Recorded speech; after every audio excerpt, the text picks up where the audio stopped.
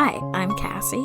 And I'm Mariah. And this is the Cassie and Mariah Show, a podcast where two long-distance internet friends, that's us, discuss navigating their 20s through disability and chronic illness. Mariah, what's up? Howdy. Hi. I feel like there's not a lot going on, like, this past week for me, but, like, I feel like so much happened. I guess I just have a lot of, like, out-of-body experiences where I'm not, like, present in the moment about what's happening. Mm-hmm. On Tuesday morning, I had to get an MRI done because my ENT thinks I have, like, nerve damage in my head. So that's lovely. It's, like, one of those things where, I hate to say it, but I hope I do have some type of thing wrong with me just to get an answer for, like, the pain and suffering that I'm feeling. Yeah. Because otherwise, like, what is all this for? Like, why am I in so much pain all the time if there's nothing wrong with me? So that day I had that done. It took, like, a good hour inside the MRI machine, and it was, like, I fell asleep during it, which was nice, but then she had to wake me up to, like, inject me with the contrast. Ugh. The contrast, which I don't know if you've had that injected in you before. It's been a long time, yeah. It made me so sick. Like, that entire day, I had to go to work after, and I was, like, ill, like, the entire day. And it's, like, you just have this very, like, uneasy, like, I feel like I'm full of, poison feeling. So that was not fun. I also had my final for my last writing class the other day, which I got a 94. Hooray, doing the whip. But I was annoyed because of the first two finals for the other classes I had, I got 97s on. So I was like, I can't believe I'm failing. Oh my god. I am a perfectionist. I have to get 100 on a test. Otherwise, I didn't pass. Oh, my expectations are so not that high. As long as it's an A, as long as it doesn't, well, I guess, is your final grade your grade for the whole class? I don't know how these classes are set up. Okay, I was gonna say, to me, like, on individual tests and assignments and stuff, I don't care. As long as I have an A in the class, that's the only academic validation I need personally. Like, I don't need 100%. I don't need 110%. I just need 90.5, baby. Or, I guess 90, right? I don't know. 89.9, whatever it takes, really. I was gonna say, I don't know how your grading system is. Me neither. But, yeah, like, for me, the class's overall grade is based on your final exam. So that's why, like, that's the only grade that you get. You only get to take it once. And, that was fine. You know when you get questions wrong, you're like, okay, well, I wasn't sure about these anyway, so it's fine. And then I had, my whole week has just been thinking about Disney and things of that nature. We changed some things about our trip, so I had to, like, go back in and talk to, like, the accessibility services and make sure, like, my bases were covered there. And I leave for Disney in 2 days. So next time you hear from me, I'm going to be tan, back from Disney, and probably severely depressed. By tan, you mean you're going to remember to wear sunscreen, right? Yes, I actually have 3 1-ounce travel-size sunscreens that are already packed in my bag. Good. But because I'm #Italian, I get tan even with sunscreen. Like, it's very normal for us to just have, like, a glow about us. All that olive oil that we ingest. Your face, you're like, I don't get it, but okay. I always wear sunscreen. Trust me, I preserve my skin like someone's gonna harvest it to make a purse one day. Like, I have to be nice and clean. I don't know, man. The sun. Even with sunscreen on, I'm fighting for my life out there. You got cloud burn. I get it. I will have sunscreen on, and I can just feel that, the sun has fully burned through the sunscreen, and it's like I need to reapply. And you know what? I got a car wash this week for the first time in 8 months, and wow. Part of it is like, wow, I can see in color for the first time. And part of it is, oh no, my dirt filter, it's gone. And the sun is touching me. I know most cars, correct me if I'm wrong, auto mechanics out there, but I know most car glass, like has some UV protection Well, in it? it don't protect me because, no, just instantly red hot. But oh god, yeah, no, I'm constantly red hot, burning flesh, fiery, sizzling, grilling of my flesh. Ouchie. So that's I guess that's nice. But I'm glad that you can put on sunscreen and enjoy Disney. That's good. Yes, I do have an SPF 50. I have like the super glue glow stick for my face, which is like holy grail sunscreens for me because like it's really adds a nice like glowiness to your skin and adds like it's a nice texture too because it's like almost like a gel. And I love that. So I have that for my face, and then I have Sunbum for the bod because I hate the smell of normal sunscreen. So Sunbum is my favorite because it's like a very like tropical like coconut banana smell. Anyway, how has your week been? What's up? Well, I mean, it's the start of ice cream season, baby, because the sun, it was out. It's gone again, which honestly, thank God, because why was it like 80 something? It was like 86 or something in April, which is not normal here, and I don't appreciate it. But I did eat ice cream. The second it was like 65, I said, yeah, we're going to Froyo. So that was achieved. I've eaten ice cream type things twice since then. It's now back to being like cloudy and a normal temperature, but it's ice cream season. It's here to stay. I also had garlic bread this week, and I know what you're thinking. Is all of your life updates, like, are they all food related? No, but I do think they're the highlights. Because my other big one is that the Starbucks on campus unionized, so now I can go there, because I haven't been going, because I ain't gonna get Starbucks if it ain't union, and enough of them in Portland are that it's actually not that hard, but the one on campus hadn't been, and so now I can, like, get myself a little treat if I wanted a little treat or a little drinky drink. So quality of life is improving in that regard. Generally, had a horrible mental health week, but whatever. I had therapy, I had craft night, I stared at the moon, I watched magnet fishing videos on YouTube, so what can I say? It's a time to be alive. What, your magnet fishing adventures, have they pulled up anything good? Oh, yeah, they pull up guns and, like, giant like artillery shells all the time, which I'm just like, I just have so many questions about how they got there, and also I'm just really fascinated. Like, it's just these like random guys who just, they literally, I mean, yes, they magnet fish because fun and interesting, but also like they really have like this mentality of like, they're literally, like, they get, to see cool stuff, and they, get money from the scrap metal and whatever, but it's, like, they're literally cleaning up the river. Like, it's kind of absurd that there's, like, all this, like, polluted, like, lead pipes and like, literal military, like, grade weapons in the rivers. Yeah, I was gonna say, I've seen where people do that in like the Hudson River in New York, and they find a lot of guns, and a lot of it's like mafia days of them throwing shit like that into the water because it's like gets rid of the evidence. But it's always like, wow, I can't believe that now that gun gets to just like sit there and like slowly seep its like metallic, its metals into the water. Not like anyone drinks the Hudson River, but it's still bad for every organism. Yeah, it's gross.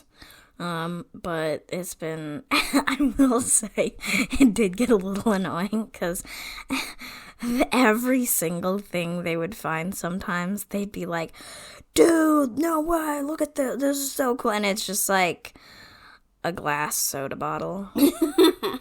I'm just like, okay, you just found 10 other, like, I just don't, I'm like, okay, like, you're being a little annoying. Could you put some, like, lo-fi beats over this and be quiet until you find something exciting? And, like, they're very, like, safe and responsible about things for the most part in terms of, like, if they're not sure that like, anytime they find a gun, they always, call the police, report it. Like, dispose of it safely. Because, exactly. And then they don't always have to do that for, like, shells of things because it's pretty obvious if it's already been like detonated or whatever the terms are, and so it's like usually they don't have to worry about that kind of stuff. But it's always fun when they pull out like a bike or lots of lawn chairs. Some of the bridges they go to, it's like, you know, people have waterfront homes right along the river, so it's like, well, those homes have been there a long time. You get a windstorm, your lawn chair goes flying off into the river. Goodbye. Plus, obviously, stuff floats down river. So, one of the last ones I was watching before we started recording was, it was like they had gone out one day, but then it started raining too hard, so they were like, okay, we're just going to come back tomorrow. And overnight they had like a tornado type situation, and so the waters were like, you know, 2 feet deeper. It's like, you know, that gets a lot more stuff flowing and moving, and yeah, but it's like they find anything from like tiny little like old coins to like, yeah, I mean, they've pulled entire like no parking signs out of the, it's just like, yeah, it's kind of unbelievable. And I think that's why like not that like I don't know, to me bodies of water are almost freakier and more interesting than like space in some regards, because I'm like, I just wish I could see under there and see what all's in there and just go scoop it out or something. I also think because like I think in terms of like the oceans and things like that, it's like there's a very small percentage of what's actually been like explored by humans. So there's a lot of shit down there that we have no idea. Like there's like probably prehistoric like fish that like have lived for like eons in the water. And I always think, what do they eat? Who do they eat? I just love that idea. I mean, like, I don't know. I sometimes have a perpetual fear of drowning. Y'all can keep it. Like, I don't need to go. I don't need to go scuba diving. That's all right. Yeah, I'd rather drown in space. Yeah, I'd rather have my eyes and my head explode like in the deep space than have my lungs filled with water. But not in like an Elon Musk kind of way. Although he could go to space and explode, it'd be fine. I think he'd be doing everybody a service if he did that. So I don't think he's that nice. You know, he won't die in space for our pleasure. Unfortunate.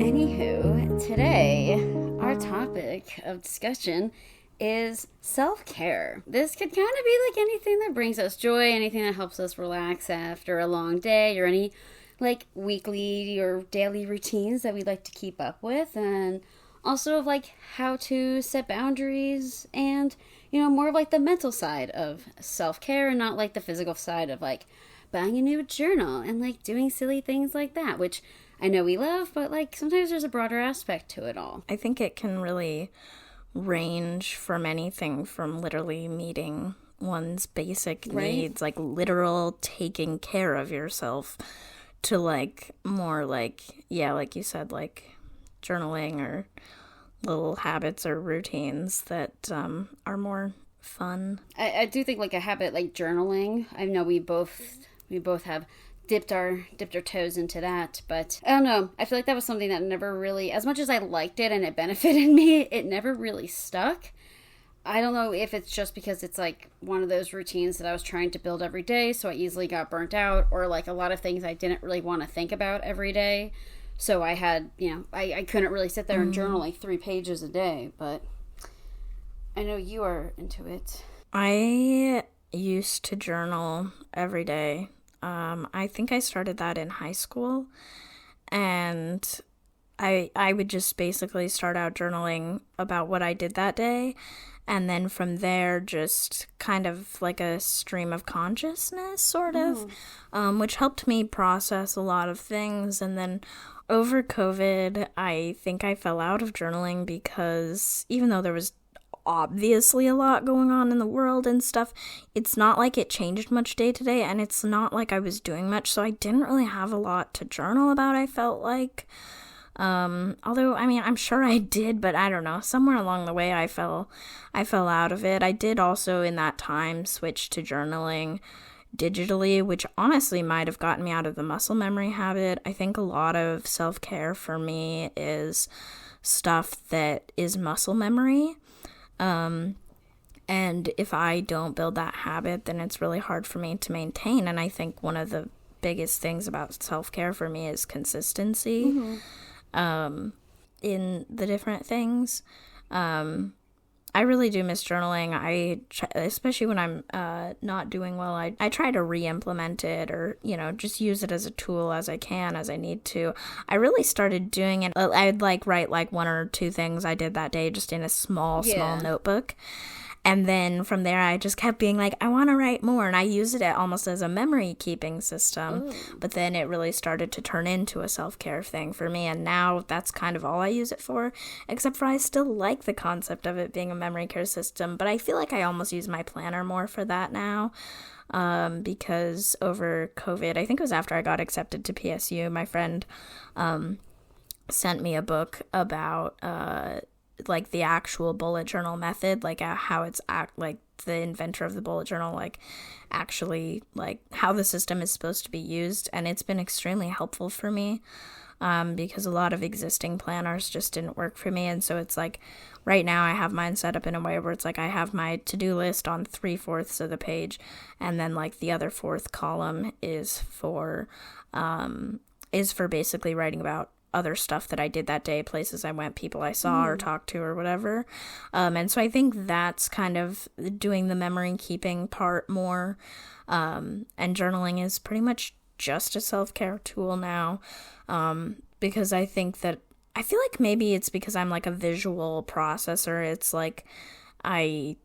seeing things written out in front of me makes them make more sense to me. That makes sense. I mean, that's kind of how I feel with setting up my weekly planner as well, because if I don't have a daily to-do list, it will not get done. And it has to be something that stays right in my main focus. Either I stick it to my laptop, stick it to my planner. I've become a very visual person for that reason, of just if it's just not in front of me, it's just gonna be harder for me to remember to get done.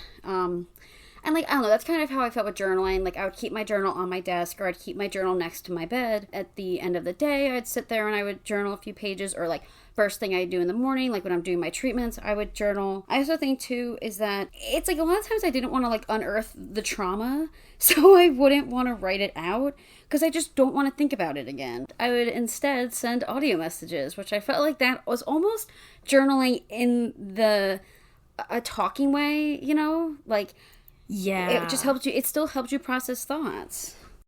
I actually think that might be why I fell out of it too, is that especially during COVID, things were very mentally heavy. Yeah. And I think that, it's almost talking to friends became more productive and helpful than journaling. But also, like you said, you have to be in a mindset where you can process those things. And sometimes when it's really heavy all the time, you just can't. Yeah, I mean, I think even how we would do our Marco Polo videos to one another every day, they were 2 hours of daily content we were getting from each other, not at once, but just throughout the day. And that was journaling. That was vlogging. We'd sit there and we would make food, and I just really liked that. Yeah, and I think that makes a lot of sense, because it's almost journaling as a concept. I don't know. It's journaling is a lot more abstract. I don't know. I mean, really, it's almost it can range in form, in terms of accomplishing the same thing as putting pen to paper. I think it just shows up differently. It's kind of I do a weekly reflection in my planner, which is also inspired by the bullet journal method, but I kind of have created my own thing where it's I kind of have a space where I write kind of a summary of overall my thoughts of the week, and then I write sources of joy from the week. Nice. Which is where that memory keeping system within the planner is really helpful, because otherwise I would forget everything I did. I mean, I usually look at my calendar and look at my planner to remember what those sources of joy were. And then it kind of ends up overlapping a lot, but I also do just a gratitude section. Oh, and then I write kind of I reflect on any goals I had for the past week for myself, and then write out goals for the current week. And lately it's looked just a lot like writing get through the week. I know, right? So, but it's, it's nice to be able to set more interim goals, because it's I always set goals for every year. So it's kind of nice to be oh, have I accomplished those? Right. can I plug in some new ones? So it's just nice to have that regular reflection space, even when I'm not necessarily doing traditional journaling all the time. Yeah, I mean, like I definitely have adapted the one method that you would use with your sticky notes, where you would have a sticky note that has like all of the things you need to get done that week, and then like you just move things over. Oh, that method has ruined my life, but yeah. I mean, it just was like a good idea. Happy it works for you. There's a lot of things like I started to do where I would make like a monthly to-do list of everything that needs to get done that month. And then I would like sector it into a bunch of like weekly to-do lists. But like I felt like that was like the one thing that really kept me on task. Because like, you know, there'd be big things that feels like this like colossal project that needs to get done in the month. But like I can't tack it onto the first week of the month. It has to be something that like I ease into it over time, or like it's just like, I mean, like even in a sense of like, oh, like okay, I need to like book markets this month for like July. It's like, okay, well, like I can't do that all in one day, but like if I book like a market a week, like then that works better, like source things. And I don't know, like I think I don't know, it's like I get into really good habits and then for whatever reason they just drop off the face of the earth and I have no idea why it fell apart. It could just be the fact of just like applying that stuff is very hard. Like sometimes I'll just start doing something and then I'm like, oh, this is a great nighttime routine. Like of my nighttime routine of like watching like some YouTube videos while I play like Stardew Valley, but then like I don't, for whatever reason, I like can't make time for that stuff anymore.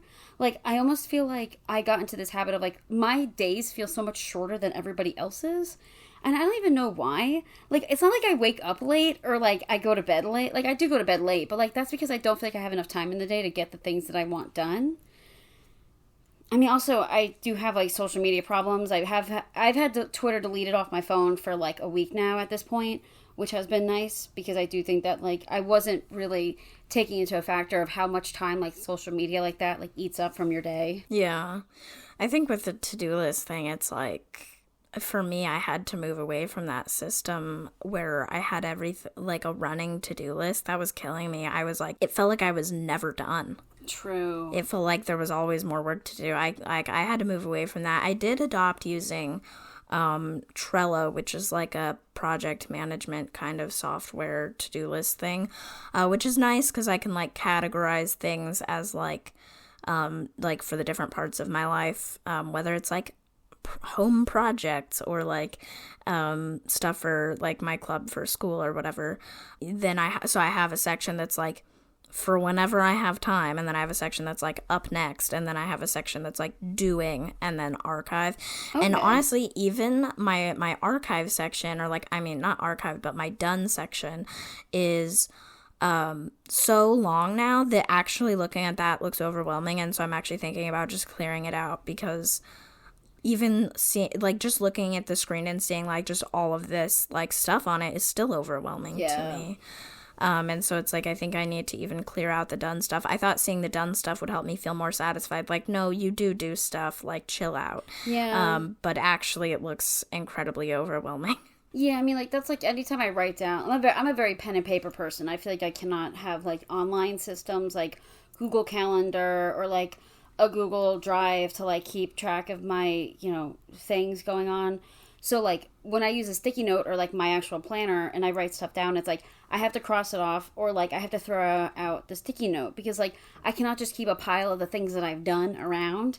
I guess because, like you said, it's just very overwhelming to constantly see. And also, I would get into this habit of, like, comparing my productivity, which, like, that's, like, that's, like, a demon within itself of, like, being like, well, last week I got so much stuff done. How come I'm, like, struggling so much to get stuff done this week? Yeah, no, I live by Google Calendar. I would not be able to survive without it, but that's also because it's, like, I have a shared, like, my mom and I share calendar events with each other for her appointments. I have my classes on there. I have my meetings on there. Like, I would not know what I was doing without it. And plus, I have to have it on me at all times, you know? Yeah, that makes sense. But, like, when I do my weekly reflection in my planner, I've gotten in the habit, because one of the best ways to build habits is to attach new ones to existing ones. And so I used to, like, I would regularly do my weekly reflection, but I've got, like, the affirmation cards and tarot cards that you got me. Yes. And I would forget. I would always want to pull. I at first got in the habit of doing it daily, but then I was like, I think doing it weekly is fine. But then I would forget to do it. And so now I've associated it with my weekly reflection. And I actually added a section in my weekly reflection to write down whatever the affirmation was or whatever the card meant, because I forget what the card means instantly. So stuff like that, like, I don't know, just little habits that are rituals. I don't know. I think they're fun. Yeah. I definitely got into the habit of doing like a daily or not. I was trying to do daily affirmation cards or like any other oracle card deck. I would try to do pulls. But I stopped because daily it's doing it a lot.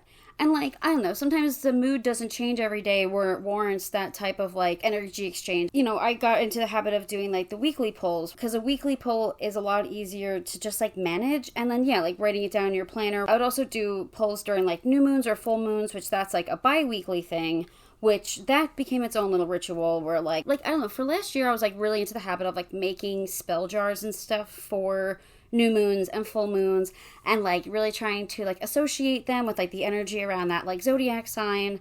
And that was like so soothing to me.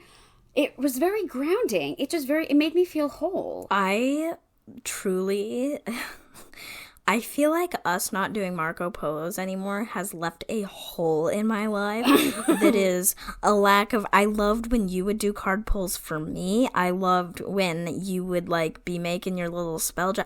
All of that was so, even to witness, was so soothing, and I really miss it. Maybe you'll have to get a video later. I wish I had my cards with me right now, because if I did, I would totally do like a pull for the collective right now. Like, that's like sometimes I'll just pull like cards on like my Instagram stories and just ask people if they want like, hey, anybody want an oracle reading today? Like, I don't know, I just like doing that. I guess because it's like the people pleaser tendency in me. Like, I like to provide something for everybody, especially on like days that are a little bit harder to get through. It was just very grounding to do all that stuff. And I don't know, it's just one of those things I fell out of, like, as if all the routines I have in my life don't fall apart at some point. And I also like made card stands for myself to like pull to put with my cards. So that was also like a nice little touch. I would always buy like new affirmation decks or new oracle decks, and I was in the habit of using them for a while, but sometimes I have to really connect with the deck in order for it to be part of my routine. There's an oracle deck I have that's called the Animal Spirit deck by Kim Krans, and it's a very like thought-provoking deck. The author like illustrated the whole deck. That's the deck I would use for my weekly oracle pulls. It resonates with me so much. I'll pull an animal and I'm like, wow, it's like spot on. Sometimes there's parts in it where it says like what to do this week, like what do you need more of, what do you need less of. It was like I was considering taking a tolerance break from weed one week, and I pulled a card that was like the thing to do this week was use less substances. And I was like, facts, bro. I'm like, I guess this card deck is really determining my tolerance break. It's just really grounding. That's all. I think that's the biggest takeaway from doing like card pulls and stuff, is that it just really brings me back to like my center. Yes, agreed. A very unrelated sort of, I guess it's a routine or a habit, I don't know what you want to call it, but I've Pavloved myself into going to bed. I have Christmas lights in my room that are on a timer, and they used to go off at midnight. But then my mom had some really early morning doctor's appointments, and like I had to be in Salem really early, like, a couple weeks ago and stuff. And I don't like having them on if I'm going to bed early or something. And so I had unplugged them. And when I plugged them back in, I was like, you know what? I'm just going to stay in this routine of going to bed early. And by early, I mean like get in bed by like 10:30 or 11 instead of midnight. That's a dream. And so I changed the time on the lights because I got in the habit that as soon as those lights go off, because one, I can hear the timer click, and two, the lights actually obviously turn off, and that signals to my brain, you need to be in bed right now. And so moving that time up has like also triggered my brain to be like, go to bed, and it makes me tired just thinking about it. Oh man, that's how I felt with like the focus timer on my phone, where it would come on at 11:30, and then it's like, that's your downtime, like now notifications are silenced and stuff, which like I always love that about setting up with like the iPhones, is like the notifications, like the do not disturb going on at a certain time. because it was impossible for me to put my phone down, literally, because I would end up like staying up all night. You know, someone texts me, I'd text them back, or like you would send me an audio message and I would like feel inclined to listen to it right then. Even though it's like, this is nothing important. If it was important, it would be a text message, you know? Or, you know, and that's what I think was like another thing with like coming in with like social media is like just deleting that stuff off my phone is almost like a downtime within itself, because I will only go on it if I'm on my desktop, which is like, you know, that's what you have it set up as. Yeah. So it's like, okay, if I go on my desktop, I usually close, my computer's the first thing that shuts off when I go to bed at night, so I don't see anything after that. I really want to start, I mean, I'll talk about this later when we talk about self-care priorities, but like, dealing with my insomnia is going to be a fun adventure, because I know that's one of the things is like having certain lights go on at a certain time, so your body gets into that certain rhythm of like knowing that it's bedtime with like your external surroundings. One of like the most important forms of self-care, even though I haven't prioritized it very well, and it's one of the things I've talked about in therapy this week, was just that I don't prioritize myself. I don't take care of myself at all. Oops. But something that I've always prioritized is sleep, because I literally cannot function if I get like less than 8 hours of sleep. I know friends who brag about the fact that they can thrive on a few hours of sleep, but I don't care. I know what my body needs, and I'm going to meet those needs. I don't care what other people think. I don't care whatever. It's like the one thing that I'm actually good at doing is like getting enough sleep. I do feel like other forms of self-care, like to me, are like obviously like, you know, drinking enough water, eating good foods, and honestly, like, this year I've been on the absolute food hyperfixation train. I have not been switching it up at all. I haven't spent a lot of time cooking, even though that's something I kind of forget that I really enjoy, and I spent a lot of time doing during COVID and stuff, and nowadays I just eat literally the same, like, 2 or 3 things for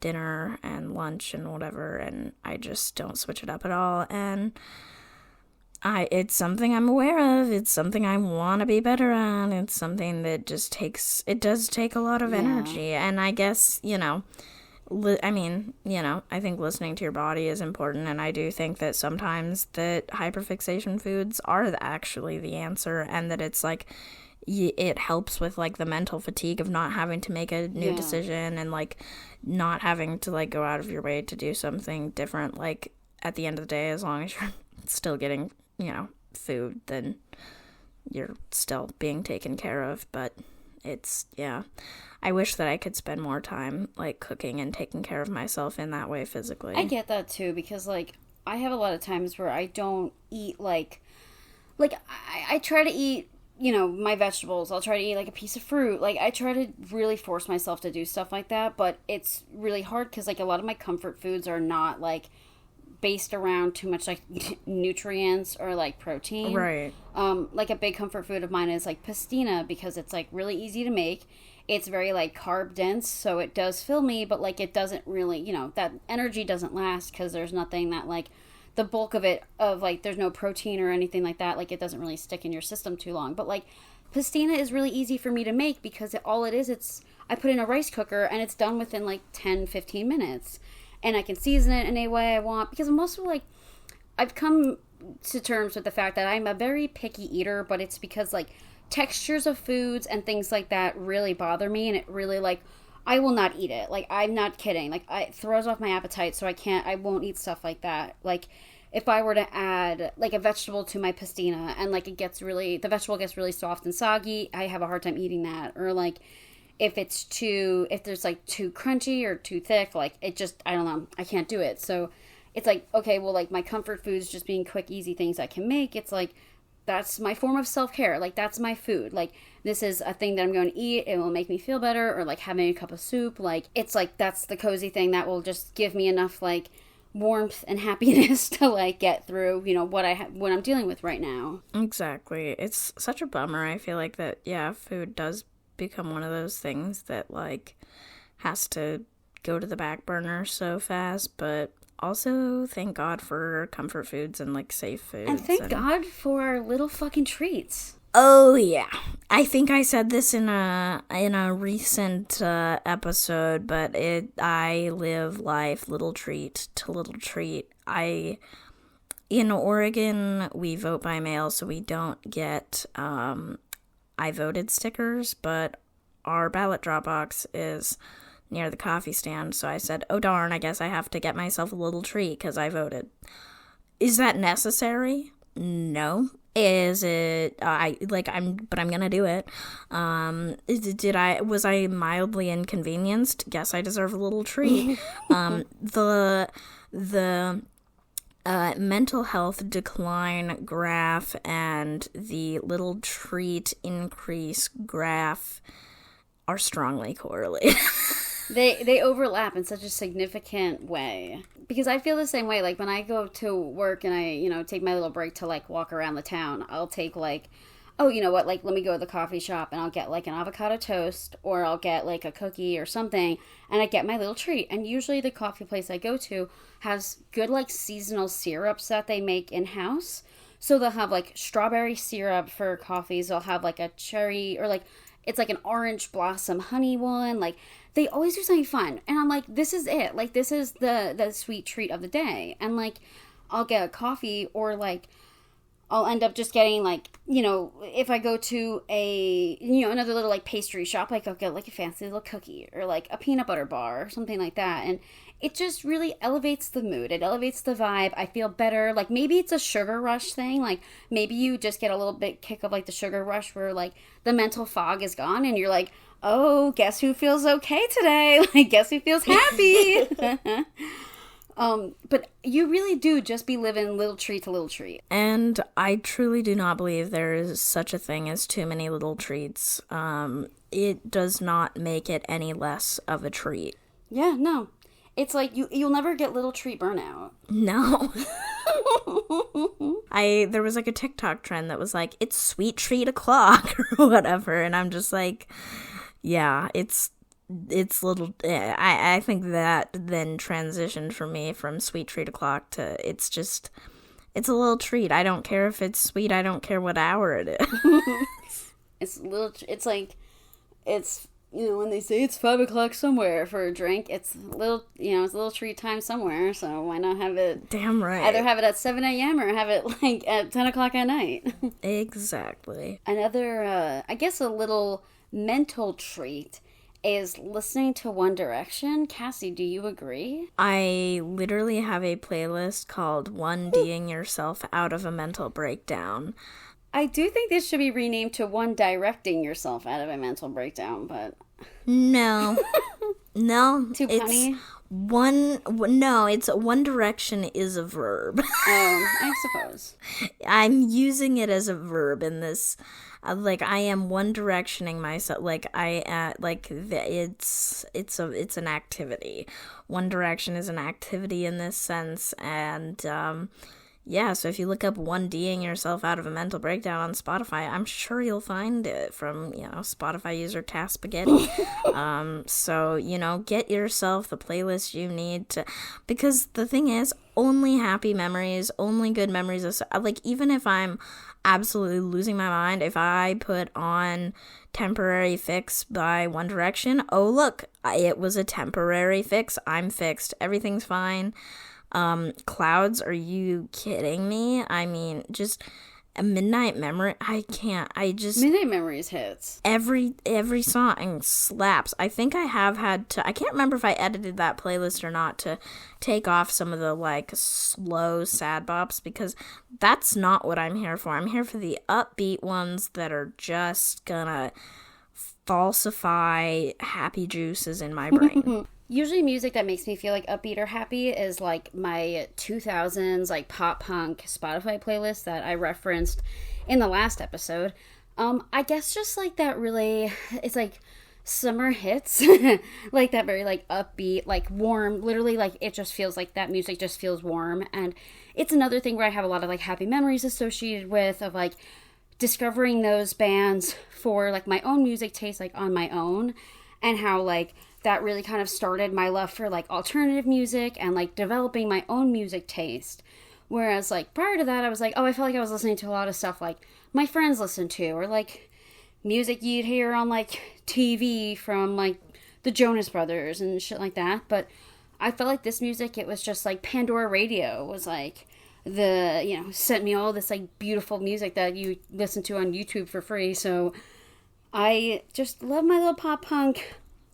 I love my little early 2000s pop punk music that I'm like, wow, this could do me no wrong. Well, and to me, it's like I literally use it like if I have to go somewhere, if I have to go to school or whatever, if I'm like going somewhere and I am not in a good mental health space, I literally have to force myself to feel somewhat okay, and that playlist is me forcing myself, because otherwise if I listen to something that's like Boy Genius or something, like I'm not gonna it's gonna worsen the situation. I'm not gonna feel better. And then obviously we both use therapy as like another self-care tool. I mean, I think that one's pretty self-explanatory. I used to go, like, I feel like last year I used to go like every other week or monthly or whatever, but then I was doing okay, so I had moved to just being as needed or whatever. Right.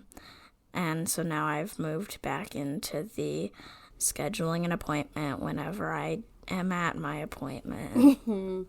Yeah, I like go every other week still at this point. Sometimes I'll miss it depending on like, oh, I'm having a good week this week, so I'm not going to talk about anything, like nothing much to talk about here. But then there's sometimes where I'm like, okay, I may need like every week an appointment. Like, and it's just using it as like a tool to like just get you where you need to be like mentally, like to just kind of help unravel those thoughts. So I do really enjoy, I mean, like, I don't know, I like therapy for the aspect of just like using it to like categorize my feelings and almost to like reaffirm that what I'm feeling is okay, and I don't have to like, because sometimes like it's like dealing with things like grief and stuff like that. It's like I feel like sometimes I want to rush myself through that process when like I don't need to. Like there's literally like I could take the time that I need to process my feelings, and no one's in a rush. I'm not in a rush, and the longer it takes me to get over things, maybe the better it is in the end of like how I'll actually like be able to handle stuff like that in the future. Yeah, and like for me it's just like I think that I'm a very self-aware person, and there's a lot that I am able to do on my own, I feel like, and like journaling and like using those tools is usually pretty helpful for me, or just talking to friends or whatever, but sometimes things just go beyond that or need an outside opinion, an outside perspective to bring it back down to reality. Yeah. That's also so true. One of the ways that I've had to self-care myself in the past year has been quitting things. Here's the thing. When you're acutely aware of the state of the world and you are dramatically, mentally, and emotionally affected by it, if you look up, like, how to cope with the state of the world, literally every single article says you should take action. Every single one. That is their recommendation for dealing with climate change, for dealing with gun violence, for dealing with, the housing crisis, all of it. If you're upset about the state of the world, you should take action. It'll make you feel better. Well, I've been doing that my whole life, with everything, before I even knew that was the recommendation. And as a result, I, especially over the past couple of years, would take on more and more and more responsibilities and roles to try to make the world a better place. And it doesn't, in fact, make you feel better magically. I think that some degree of it can be helpful, but it's not consistently helpful, like mentally and emotionally. And then you just end up like burning out, not having enough time to take care of yourself. Even though obviously, like, I am very pro, like, if you're upset about the state of the world, take action. Like yes, but also don't burn yourself out. Don't feel like you literally have to do it all on your own. And the thing is, logically, I know I'm not doing it all on my own. But I still couldn't stop taking on new things because I care about so many issues. But it's gotten to a point where it's like I just keep having to quit because I don't have enough time to take care of myself. And like I ended up quitting a lot of things when I started school, which was really good because there's no way that I would have been able to do classes and everything and also do all of that. Like there was just no way. And like recently I've had to step back from even more stuff in order to take care of myself, which I think it's good. Like at this point I'm actually kind of sort of taking a break from any like consistent organizing for the first time in 3 years, which is weird and hard, but also like if I'm in it for the long haul, then it's completely necessary, you know? One of the biggest things about quitting things is you can step back from stuff or try to lighten your load within roles or whatever, but it is not the same as quitting because quitting takes it out of the background of your mind. It's almost like, you know how like computers will have background processes running or whatever?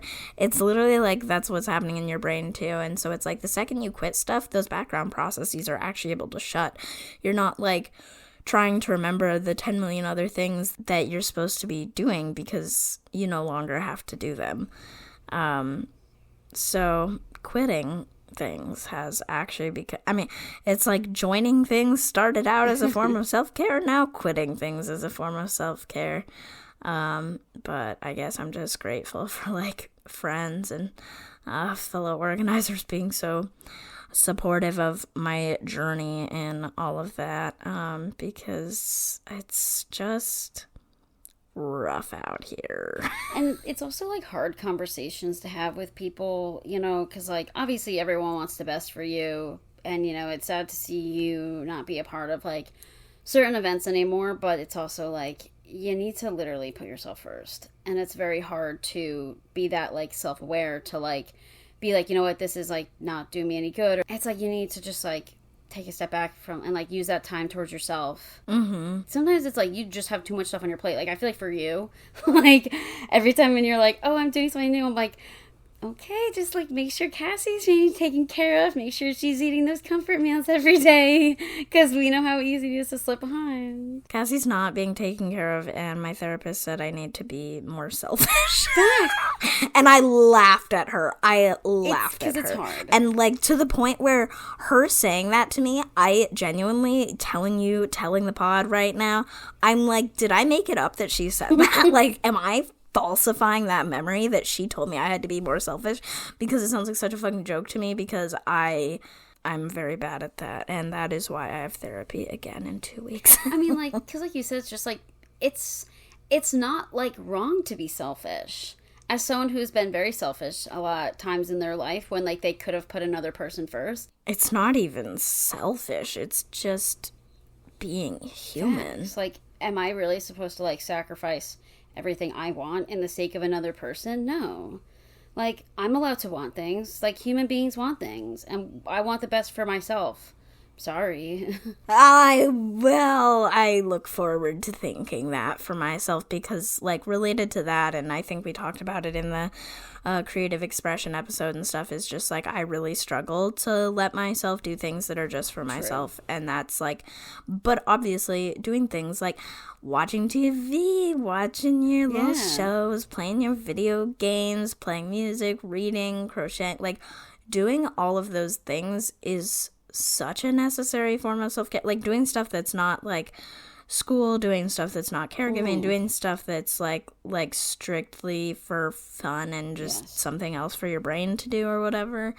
It, like, the thing is, I never think this stuff is selfish when other people do it, and I don't even think I think of that for myself. No, I do kind of think, I already said that on the other episode, I pretty much feel selfish when I actually take care of myself. Oof, this is such a rough episode to have this week, you guys. I'm going through it, like, but you know what?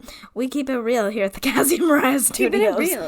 What do you expect from, like, two girls in their mid-20s who are also going through major crises in their life right now? What do you expect? I mean, it's just, I swear to God, this episode is not a cry for help. I'm doing my best, damn it. It's like that little gold star that says, trying my best. I told you guys, I watched magnet fishing videos and ate garlic bread. I'm doing good.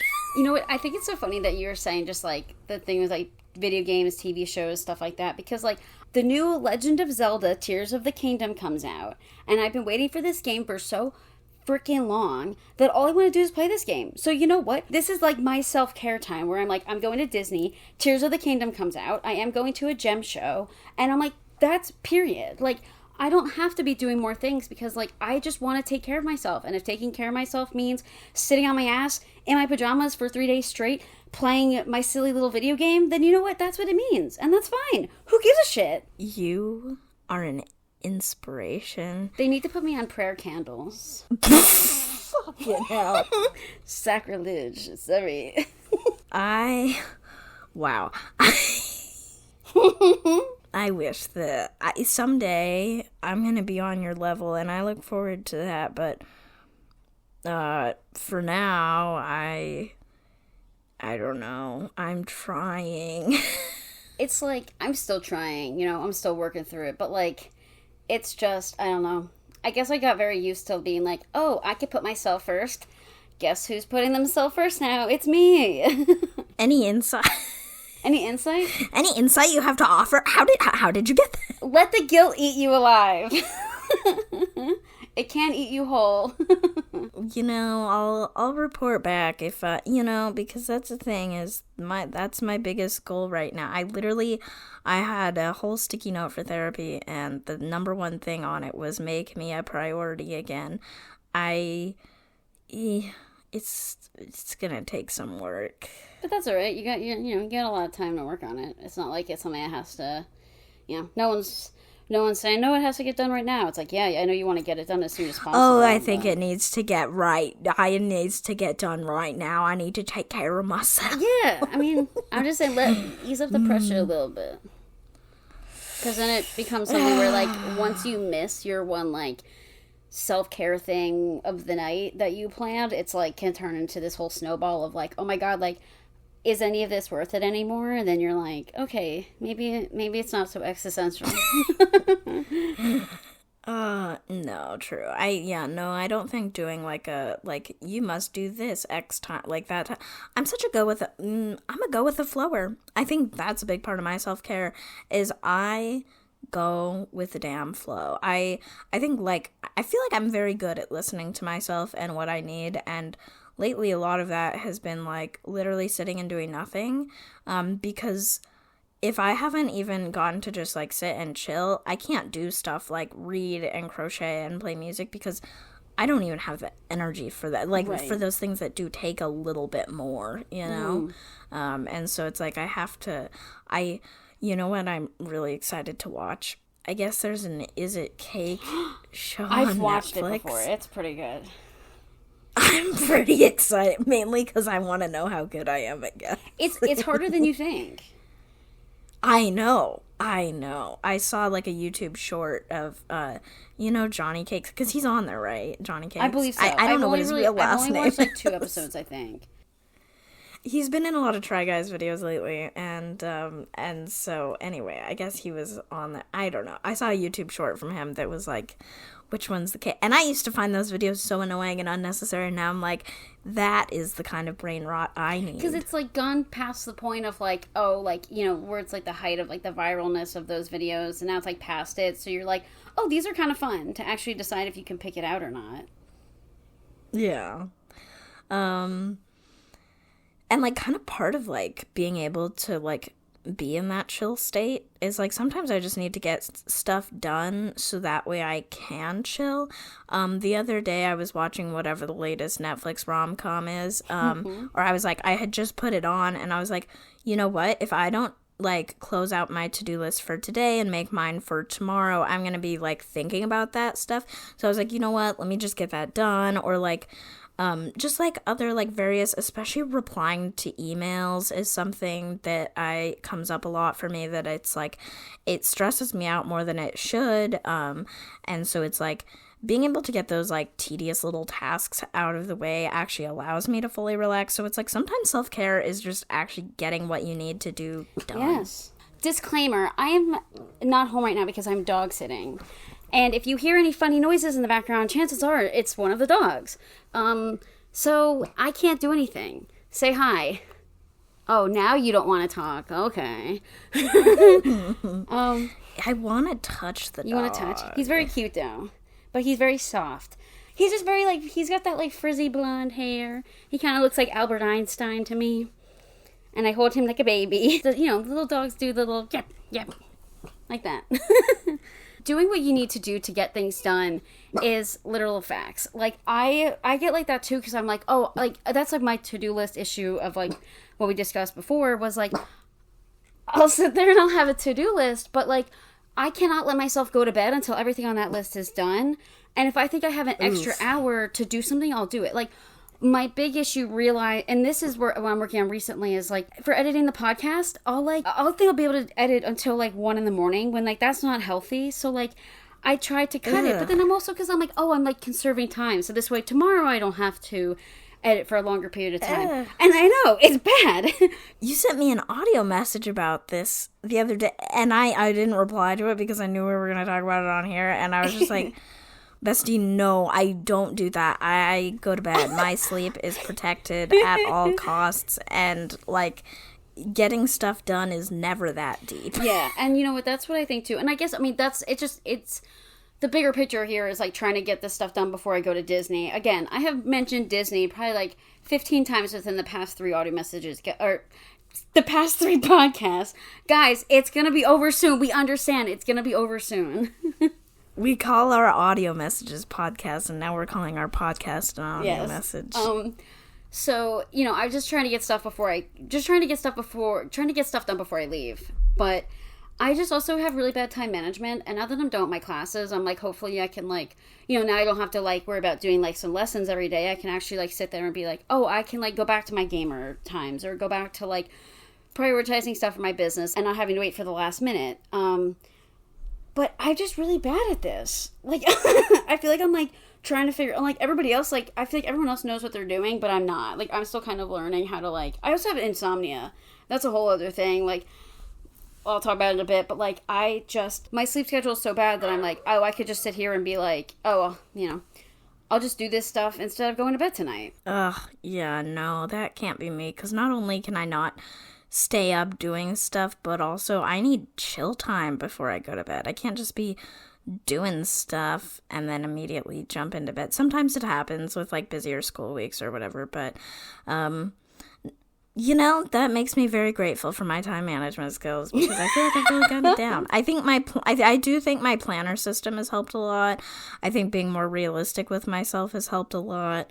I think the only thing that screws up my time management is my mental health. So, that I can't really plan for or do much about, other than just keep trying. My time management skills are shit. Like, not even kidding. They're so bad. My problem is I think I have control issues, because whenever you tell me that your time management skills are bad, I'm like, I just want to take it and fix Help it. me! If you're listening and you feel like helping me, please help me. I am all down. Message me, sassfresh777 on Instagram, please.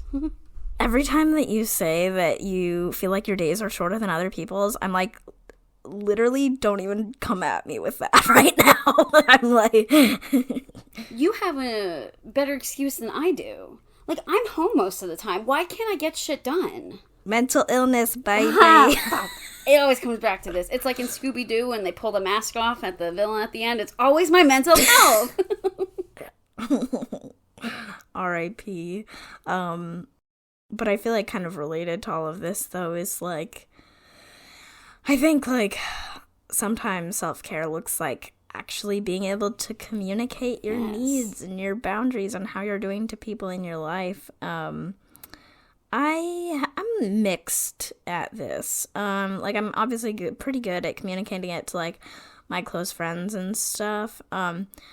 Sometimes I feel like when I'm trying to communicate it to, like, people who, like, really need to know, I'm bad at making it clear. Like people who really need to know will be, like, professors or people I work with on stuff, and it's, like, sometimes I feel like I'm not good at communicating it in a way that actually gets across, like, truly how, like, unwell I am or whatever.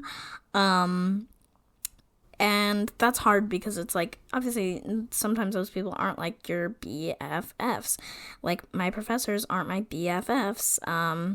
I'd just be like, yeah, I got a lot going on outside of school in my personal life, and it's like, it's hard to communicate, because it's like, I don't know. It is just hard to communicate, and obviously, like, you don't necessarily always want to talk about how you're not doing well. But also, whenever people, I mean, we've talked about this in, like, our How Are You Really segment. Whenever people ask me how I am, I'm honest with them, and they hate it. They get so uncomfortable. People are always like, normalize that it's okay to not be okay. Well, when I tell people I'm not okay, they get freaked out. Because, like, I guess because some people are so, like, I don't know, it's just a very sensitive topic, and I think some people are so prone to just being like, oh, I'm doing okay, and, like, that's it. Like, that's, like, as much as they'll touch that. Where, like, I don't know, we've gotten better at being like, actually, we're not doing okay, and it's, like, a lot of this is due to reasons that, like, are out of our control, which I think even scares people even more, because it's, like, it's like, even for me, when I've talked about how I'm like, oh yeah, like I have like health issues, stuff like that, pain issues, and people are like, oh my god, that sounds like a nightmare. I'm like, oh yeah, it is. Like, and I literally can't do anything about it. And I have a hard time communicating needs with people, I think because of trauma. So, like, I'm afraid of, like, disappointing people, and that's, like, a huge factor that I'm, like, get whiplash from when I need to tell someone something, and I'm like, hey, like, do you mind, like, holding space for me right now? And I let you know what's going on, but then I'm like, but what if this person gets mad at me? We're biting our lip, holding back the pain. No, that's pain on your behalf.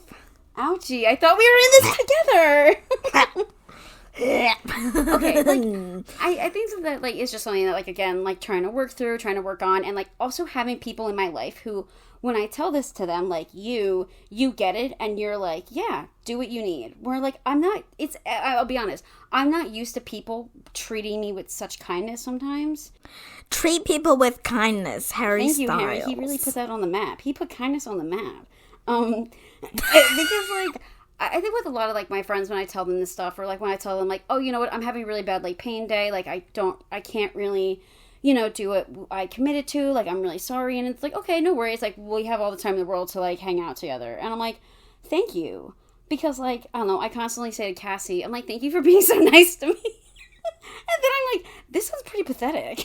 There was one time I think we were going to record after you got home from physical therapy or something, and I was like, yeah, when you get home, do whatever you need to do to settle in. If you need to eat or whatever, take your time, do what you gotta do. Because you had been like, as soon as I get home, we'll record. And I'm like, I mean, that's not necessary. You can, like, take care of yourself first. And that was one of those times where I literally stopped in my tracks and was like, I can't eat dinner. This is so, and again, I'm doing okay.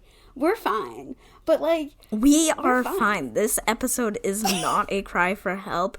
But I do hope, the thing is, I do think a lot of people our age are, you know what? I just feel like we're all kind of collectively going through it. And I do hope that us, like, talking about this stuff makes people feel a little less alone. And that it's just, we're all constantly working on it and figuring 100%. It out. 100%. We're all literally figuring out together. Maybe it's a mid-20s thing. Or maybe it's just a 20, like, it's probably just a whole, like, person thing within itself. It might be a life thing.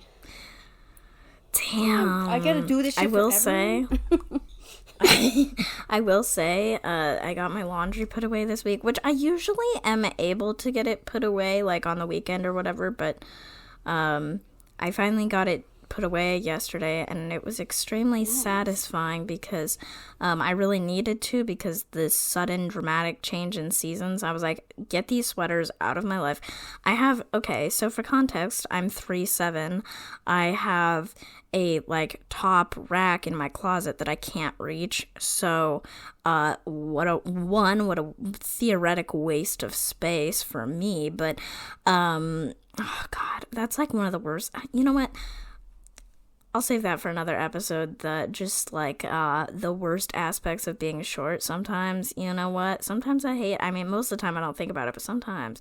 Anyway, so my mom helps me move basically I do a seasonal switch out of clothes, which I didn't used to do. But I have enough clothes now that I have to do it. And sweaters just take up a lot of space. And so it's like I've gotten into the routine of switching them out, and so that's very satisfying to me. And I think that, like, in general, like, cleaning and just, like, chores, like, getting, like, stuff taken care of in your space, I feel like is really important. Like, the second my desk gets, like, too much stuff on it or whatever, my brain stops function. Like, I can't. Like, I'm not settled. Like, keeping my space clean is very much a self-care need for me. I agree, because, like, usually Sundays would be my cleaning day, because it's, like, usually the day after a market. I'll, like, clean my room, do laundry, put away market stuff, like, and I got to this really good habit of it. And then, like, you know, things change around. Like, a lot of my markets end up being on Sundays, or, like, I won't have one that weekend, so I won't have, like, the need to clean. But I do think, like, the clutter of your desk is so real, because it's, like, that can kind of make or break, like, my productivity. Because I'm like, oh, I need to clean right now, so I can't, like, work on my schoolwork because this needs to be done. Or, like, you know, cleaning just my room in general, because, like, you know, now that my desk chair is bigger, I'm like, oh, I really do need to keep the space in my room, like, a lot, like, tidier, so this way my desk chair actually has room to move the wheels and stuff. So I do think that, like, even just, like, doing simple things, like you said, like laundry, like, really just is, like, okay, like, I feel better. This is self-care. Self-care is having clean clothes. And like we said before, it's, like, self-care is just more than doing your journaling, doing your tarot pulls. Like, sometimes it's, like, self-care of, like, okay, your mental health and, like, your surroundings being a lot better. Like, self-care is eating the right meals and doing your laundry. Well, and, you know, something else that I, you know, have forgotten to mention thus far, but is related to the space around you, is, like, especially during the winter and stuff, and especially when I wasn't, like, I didn't have on-campus classes and stuff, I genuinely wasn't spending a lot of time outside, which always feels ridiculous. Because I'm like, how? Like, I am so fortunate to live in such a beautiful place. Like, I have access to nature right outside.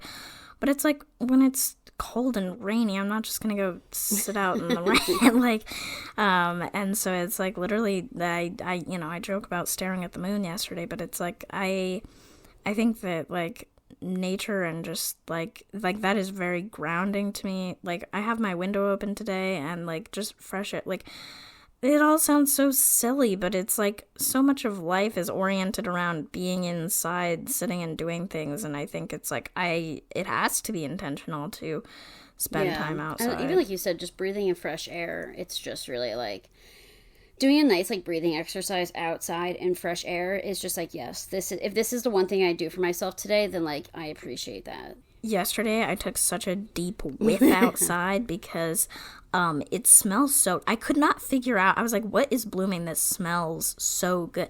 But I was just taking the deepest... I literally, like, was getting lightheaded from taking these deep... It was a little obnoxious, but it smelled so damn good out there. But I think, like... It's like, yeah, I know. It's like, it's hard. It's because it's like, after this, I'm like, oh, I need to, like... transcribe some episodes. I need to, like, do some homework, but I'm like, I want to go outside and, like, sniff the air. You could do that. You can still go outside and sniff the air. Make time for it.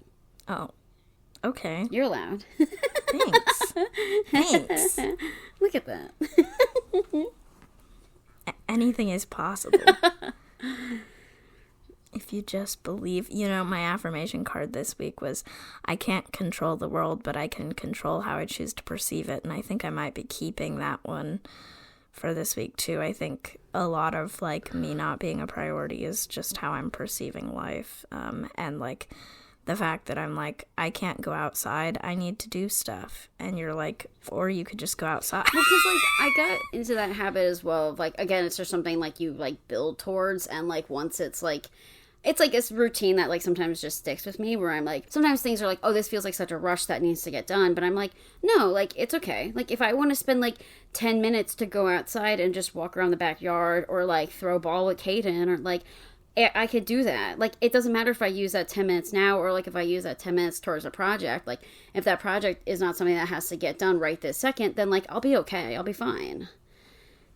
Well, and it's like, you know, the stuff I need to get done is stuff that can be done inside when it's dark and too cold to be outside later. Whereas, like, I can only enjoy today's weather, like, right now or whatever. And also, I think it's stuff, too, that, like, I mean, I know that I'm like speaking for myself on this end because I know like more imperative things in your life being like homework and things like that are not things that you could just be like, oh, I could push this off till tomorrow and it could be okay. Like I know sometimes that stuff has to get done like, you know, sooner rather than later. But a lot of the times I'm like, oh, like if this realistically doesn't get done today, that's okay. It gets done tomorrow then. And like, I live with it. You know, it's a lot of it's just like dropping that like guilty feeling. And it's like, I feel guilty, but it's like no one else thinks of me like this way. No one else thinks of this. Yes. And like I'm the one giving myself these feelings. Yeah. And like I think that's why for me it's like quitting things is important because the less I have on my to-do list, the more flexibility I have for those spur of the moment I want to do this for myself. And that's the other thing too is I'm just, you know, I say I'm good at time management, but the one way that I'm really not good at it is it's like I have not figured out how to calculate how much time it takes to fully take care of myself in the way that I want because I've never made it a priority. You know, it's like if I were to calculate in, actually cooking meals for myself or, you know, taking time to like exercise or stretch or whatever. And, you know, just like all these things that I just haven't been doing. It's like, I think it really adds up. Yeah, I mean, like, one of my main things was, like, remember, you know, getting to do, like, my hot girl walks. Like, I would get them done, if I got them done, like, during the morning-ish hours or, like, right before noon, I felt like it's, like, that's a lot better time for me to go. And then it's also just another one of those things where it's, like, this is going to take less than an hour of my time. Like, why don't I just go now? Because, like you said before, it's like, I'm going to go now when it's the nicer part of the day. And then this task that needs to get done, I could do it later as the sun is setting where, like, I can't go for a walk later. Thanks, people, for making the environment unsafe for a woman to walk alone at night. Thanks, patriarchy. Thanks, patriarchy. You want to watch me die? No. I get to live. So, you know, it's just like, I don't know, it's like really like trying to like configure and like reprioritize your time to like, I don't know, make yourself the center of your focus. Dude, I can't wait for you to come visit and we're gonna go on hot girl walks. And by hot girl walks, I mean I'll be rolling, you'll be walking, and it'll be great. Hell yeah, dude. I can't wait to go in your backyard and take a deep huff of air and like look at an owl in a tree and like look at the moon and like maybe if I get lucky, a piece of like like this space property that's in the sky will fall in your yard and I can like hold it and we can tell NASA about it. Oh boy. It could be like, it will be like when guys go fishing, they hold up a fish. It's like me and you in your backyard standing next to a piece of a satellite. Jesus Christ. If a satellite falls in the yard, we're going to have some serious issues. And if it falls, it's almost definitely going to be fucking Elon Musk's SpaceX. He has launched, like, Space junk used to be hee silly funny, like rocket boosters, like various shit floating around up there. Right. He has launched so many fucking satellites that it is just fucking polluted up there. I bet if I was to like, yesterday, like looking at the moon and stuff, I was like, oh my god, it's almost like stargazing season again. I'm so excited because that's like a really like helpful grounding thing for me. Oh. And I'm just like, oh my god, though, like, when you look up there now, there's always so much space junk because it's all of his damn SpaceX satellites. Barf. He probably has one for Twitter up there for, like, lols, and it has, like, Doge on it, and it says, it has really good memes in it. I wasn't going to bring this up this week, but I feel like I need to bring it up. Blue Sky is the only Twitter alternative that has piqued my interest because it was made by Jack, like Twitter Jack. Yes. And it looks like Twitter. And I just need a damn code. Let me in. I hope by the time you're hearing this, I've been let in. Or maybe everybody's already moved on from it and decided that they actually hate it. Wait, no, because I saw people talking about it and they liked it. But, like, again, I haven't been on Twitter, so I don't really know I don't know, like, why you need a code. Like, it's like waitlisted. Basically, really. It hasn't publicly launched yet. So, like, you need a code to join right now. But I'm like, I want to save my username, damn it.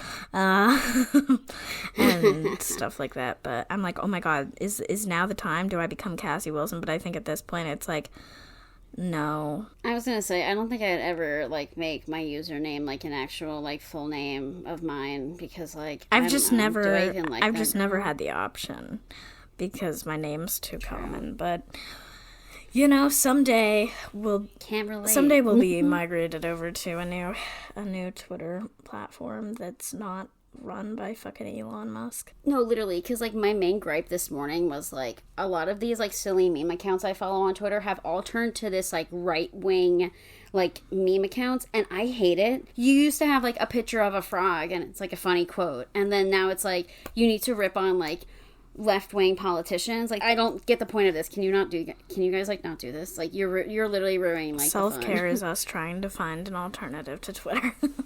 Because facts. I mean, like, my self-care priority for the upcoming weeks, I was hinting to this before, but I'm going to be starting cognitive behavioral therapy for insomnia because in my most recent therapy appointment, I was, like, just talking about the shit that's been going on in my life, and I was nonstop yawning.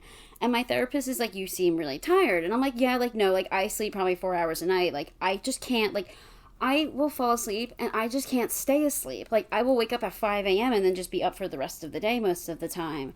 And that's, like, so unhealthy for me. So she was like, you know, when you get back from Disney, we can start, because she went to a whole, like, seminar about it. So she has a lot of, like, worksheets and things that she can send me. So I'm, like, looking forward to doing this because, like, I really want to be a person that wakes up at, like, 7 or 8 a.m. and, like, be up for the day. And like you said, like, be in bed by, like, 10:30. Like, that's, like, you don't understand how much that would mean to me. So, like, I really want to make sleep a priority and not feel like I have to stay up till 1 a.m. because it's, like, I have no time for myself during the day. Like, I'm pretty sure if my sleep schedule was fixed, I would probably be, like, a normal functioning human being. Like, or at least close to that, you know? Yeah, no, that's exciting that, like, you'll get to work on that and stuff. And I think, yeah, sleep is super, super important. It is. I think for me right now, my biggest self-care priority is just continuing to literally forcibly take time for myself. Rip it away from other things. It's very hard to do. I don't know, because it's even like things like, okay, sure, I like stepped back from like a lot of my organizing roles, but then it's like, okay, I'm still spending 20 minutes writing random testimony about things because I'm like, oh, it's just a quick little thing. But it's like, that's still, it's like really hard for me to not do that. It's a habit for me to like not spend my time on myself. So, and especially when I'm like, it's a quick little easy thing I can do. It's just so, but it adds up. And like, it's also emotionally like not a quick easy thing. No, you know, exactly, it never is. So I'm just gonna keep working on that. I honestly don't think I'll necessarily make any significant progress. I do think like just more of an awareness thing. I might honestly start a list of things that I do that I don't, because it's like, you know, I have like my productivity identities, you know, I'm like, I'm a student, I'm an organizer, I'm a this, I'm a that, and it's like, okay, but what falls outside of those things that I'm still doing that are not for me? And like, I think writing some of those things down, just like realizing it, I think just like the awareness aspect, I think is kind of going to be the first step. I think I've got a journey to go on here, you know, which honestly I'm excited about. I think that working on this has actually made me excited for the future for the first time in a while. Again, this episode, not a cry for help. I'm just stating facts that, you know what, just therapy actually can make you feel better. Shocking. It's a proven fact, and we are learning it every session. And I'm very grateful to have access to it. Me too. And also, everyone should have access to it free. I mean, that's just, because I feel like, I mean, that's a whole other thing. I can, like, go off on a tangent right now, because I'm like, wow, this stuff really makes me feel better. Like, I wish other people can feel like this, too. Or just have access to any of their, like, the mental health, like, need, you know, have their mental health needs met, like, by something. Like, it really is it's a struggle to be dealing with your own internal thoughts like this, and it's very unfortunate that not a lot of people have, you know, access or means to do so. Yeah. Well, that's a wrap on this week's episode. Be sure to follow the Cassie and Mariah Show wherever you listen to podcasts, at TCMS Pod on Twitter and Instagram, and look out for new episodes every Wednesday. Bye!